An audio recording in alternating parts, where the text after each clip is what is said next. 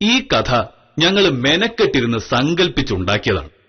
അതുകൊണ്ട് തന്നെ നിങ്ങളിൽ ആരെങ്കിലുമായി ഇതിലെ ഏതെങ്കിലും കഥാപാത്രത്തിന് എന്തെങ്കിലും സാദൃശ്യം തോന്നിയാൽ അതിന് ഞങ്ങൾ ഉത്തരവാദികളല്ല. പാഠം 54 കരിമീൻ മപ്പാസിന്റെ കഥ.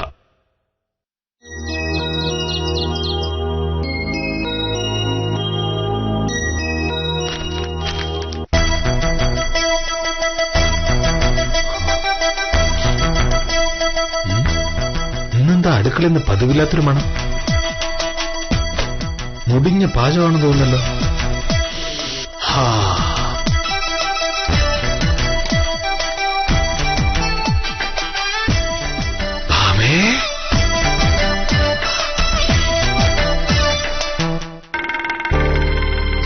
ആഹാ, ഏതോ പുതിയേതോ ഐറ്റം പാചകം ചെയ്യാണെന്ന് തോന്നുന്നല്ലോ.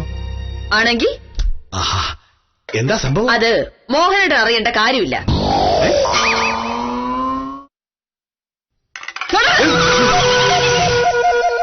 അതിലെങ്ങാനും തൊട്ടായിട്ട് സ്വഭാവം മാറും.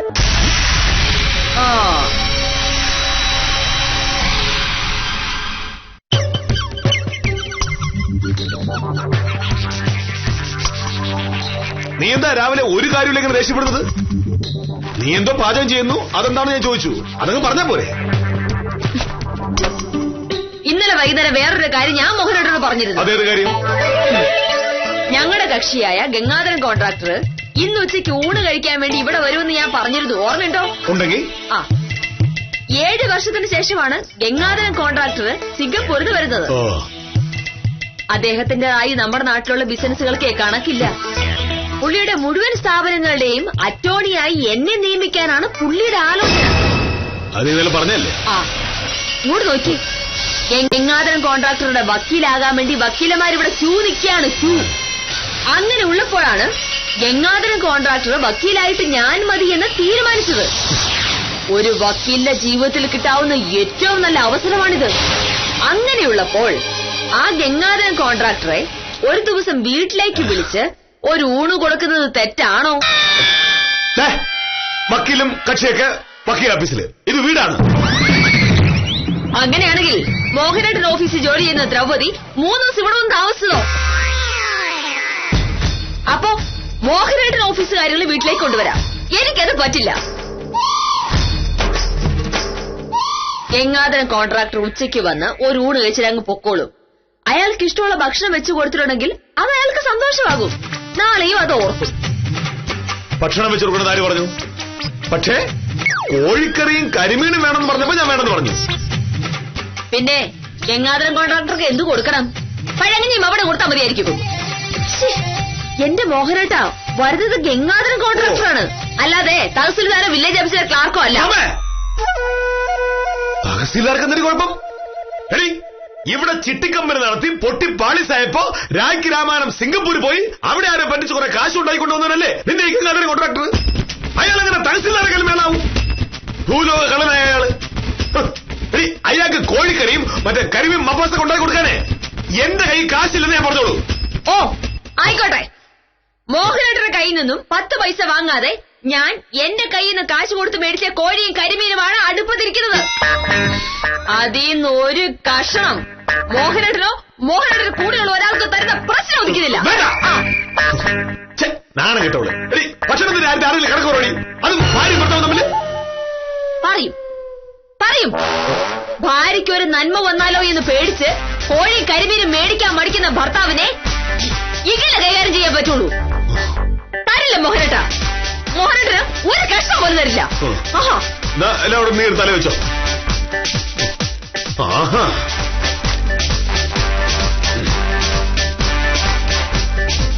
എനിക്കിപ്പോ അങ്ങനെ കരിമീനോ കോഴിയിറച്ചി കഴിക്കണ വലിയ മോഹമൊന്നുമില്ല.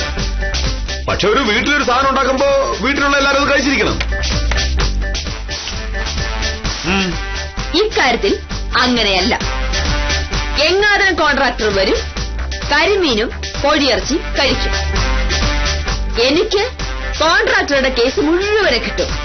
പിന്നെ ഈ ടൗണിലെ ഏറ്റവും തിരക്കുള്ള വക്കീൽ ഞാനായിരിക്കും.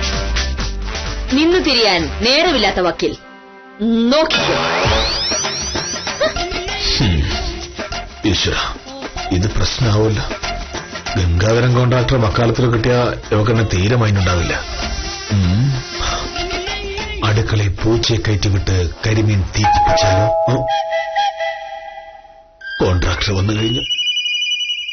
എന്റെ എല്ലാ പ്രതീക്ഷയും തകടം പറഞ്ഞ അവസ്ഥയാൽ ഈശ്വരൻ. ഒരു കരിമീന് കുടുംബജീവിതത്തിൽ ഇത്രയൊക്കെ പ്രസക്തിയുണ്ടോ?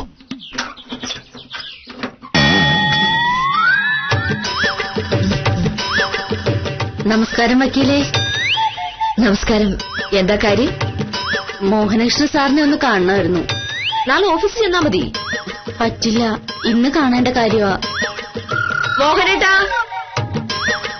എനിക്ക് നാളെ ഒരു ദിവസം ലീവ് വേണം.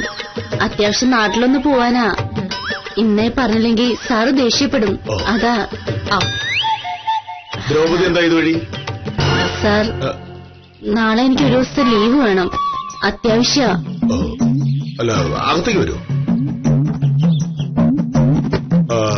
എന്താ ദ്രൗപദിക്ക് പെട്ടെന്നൊരു ലീവിന്റെ ആവശ്യം? അത് പിന്നെ സാർ, നാട്ടിൽ പെട്ടെന്നൊരാവശ്യം. ഞാൻ തന്നെ ചെന്നാലേ ശരിയാവുള്ളൂന്ന്. ഇന്ന് രാത്രിത്തെ ബസ്സിൽ പോയിട്ട് നാളെ രാത്രി തന്നെ തിരിച്ചു വന്നോളാം. ലീവ് തരുന്നുണ്ട്, കുഴപ്പമൊന്നുമില്ല. പക്ഷേ ജോലിയൊന്നും പെൻഡിങ്ങാവരുത്. ഇല്ല സാർ. പിന്നെ ദ്രൗപദി പോയിക്കോളൂ. ശരി. ഒരു മിനിറ്റ്. ദ്രൗപദി ഭക്ഷണം കഴിച്ചാണോ? ഭക്ഷണം കഴിക്കാൻ നേരം ആയില്ല സാർ. ഈ ഭക്ഷണം കഴിക്കാൻ എല്ലാ ദിവസവും അങ്ങനെ കൃത്യസമയം നോക്കേണ്ട കാര്യമൊന്നുമില്ല. ഇന്നാണെങ്കിൽ ഭാമ ഇവിടെ വലിയൊരു സദ്യ ഒരുക്കിയിരിക്കുക. ഒരു കാര്യം ചെയ്യൂ, ദ്രൗപദിക്ക് അത് കഴിച്ചിട്ട് പോവാം. വേണ്ട സാർ, വക്കീലിനത് ഇഷ്ടാവില്ല. ഒരു കുഴപ്പമില്ലെന്നേ. ഭാമയ്ക്ക് ഇതൊക്കെ വലിയ സന്തോഷമുള്ള കാര്യമാണ്. ഭാമേ, ഈ പാചകത്തിന്റെ കാര്യത്തിൽ ആളൊരു വലിയ പുലിയ. എന്തൊക്കെയാ ഉണ്ടാക്കുന്നത്? ഇന്ന് തന്നെ അവളുടെ പാചകം കണ്ടേ ഞെട്ടിപ്പോയി. ദ്രൗപദി അതിൽ നിന്ന് കാര്യമായിട്ട് എന്തെങ്കിലും കഴിച്ചിട്ട് പോയാൽ മതി. വിളിച്ചായിരുന്നോ? വിളിച്ചു. നീ പറഞ്ഞില്ലേ ഇന്ന് സദ്യക്ക് ആരെങ്കിലും പുറത്തുനിന്ന് വന്നിരുന്നെങ്കിൽ ഭയങ്കര സന്തോഷാവുമെന്ന്. ദ്രൗപദി വന്നിട്ടുണ്ടല്ലോ. നിന്റെ ഈ സ്പെഷ്യൽ ചിക്കൻ കറിയും കരിമീൻ മപ്പാസും ദ്രൗപദിക്ക് കൊടുത്തു നോക്കൂ. ഞാൻ പറഞ്ഞില്ലേ ദ്രൗപദി, ഇതൊക്കെ ഭാമയ്ക്ക് ഭയങ്കര സന്തോഷമുള്ള കാര്യ. അപ്പോ ദ്രൗപദി ഭക്ഷണം കഴിക്കാൻ തയ്യാറായിക്കോളൂ. ഒന്ന് വരൂ. കൈ കഴിക്കോളൂ, കൈ കഴിക്കോളൂ. ഞാൻ പറഞ്ഞു, നമുക്ക് ഇലയിട്ട് കൊടുത്താലോ? ഞാൻ പോയി. മോനടാ, വേഷകെട്ട് കൈ വെച്ചാ മതി. ചിക്കൻ കറിയും കരിമീൻ മപ്പാസും വേറെ ആരും കൊടുക്കില്ല എന്ന് ഞാൻ പറഞ്ഞതിന്റെ പ്രതികാരം ചെയ്യല്ലേ? ആ പരിപാടി ഇവിടെ നടക്കില്ല. അങ്ങനല്ല അതൊക്കെ. ദ്രൗപദി എന്റെ കൂടെ ജോലി ഒരാളല്ലേ. അവരിവിടെ വന്നപ്പോ നീ കൃത്യമായി കരിമീൻ മപ്പാസ് ഉണ്ടാക്കും. അപ്പോ അതിൽ കുറച്ച് കൊടുത്താ ദ്രൗപദിക്ക് വലിയ സന്തോഷം. എനിക്ക് നാളെ ആഫീസിൽ ചെല്ലുമ്പോ അന്തസ്സായി തല ഉയർത്തുക. അങ്ങനെ ഞാൻ വെക്കുന്ന മപ്പാസ് കൊണ്ട് മോഹനേട്ടന്റെ അന്തസ് അങ്ങനെ കൂട്ടണ്ട. അതിന്ന് ഒരു തരി ഞാൻ ആർക്കും കൊടുക്കില്ല. നീ അങ്ങനെ ഇവിടെ ശരിയാവുന്ന എന്താ? ഇതെന്റെ കൂടെ വിടല്ലേ. ഇവിടത്തെ സാധനങ്ങൾ എന്റെ ഇഷ്ടം കൂടി നോക്കിയിട്ടാണോ ഉപയോഗിക്കാൻ? അയ്യോടാ, ഇല്ലെങ്കിൽ എന്ത് ചെയ്യും? ഇല്ലെങ്കിൽ ആ കറി എടുത്ത് ഞാൻ ദ്രൗപദി കൊടുക്കും. നന്നാവും. അങ്ങനെ എന്തെങ്കിലും ചെയ്തിട്ടുണ്ടെങ്കിൽ ദ്രൗപദിക്ക് കൊടുക്കുന്ന കറിയിൽ ഞാൻ വിമ്മു കളിക്കും. വിമ്മു വയറ്റി ചെന്നാലുള്ള അവസ്ഥ മോനോട്ട് അറിയാലോ. രാത്രി മുഴുവനും ബസ്സിലിരുന്ന് യാത്ര ചെയ്തു പോകേണ്ട പെണ്ണാ. വെറുതെ കുഴപ്പമുണ്ടാക്കാൻ നോക്കല്ലേ മോനേട്ടാ. പക്ഷേ ഞാൻ ദ്രൗപദിയോട് പറഞ്ഞു പോയി. എന്നോട് ചോദിച്ചിട്ട് വാക്ക് കൊടുത്തത്. പറഞ്ഞ ആള് തന്നെ പരിഹാരവും കണ്ടുപിടിച്ചാ മതി. ഒരു കാര്യം ഉറപ്പാണ്, മോഹനേട്ടന് പരിചയമുള്ള ഒരാൾക്കും ഞാൻ അതിന് ഒരു തരി പോലും കൊടുക്കൂല. ദ്രൗപദിയോട് എന്ത് പറയും? വേണ്ടായിരുന്നു, വെറുതെ.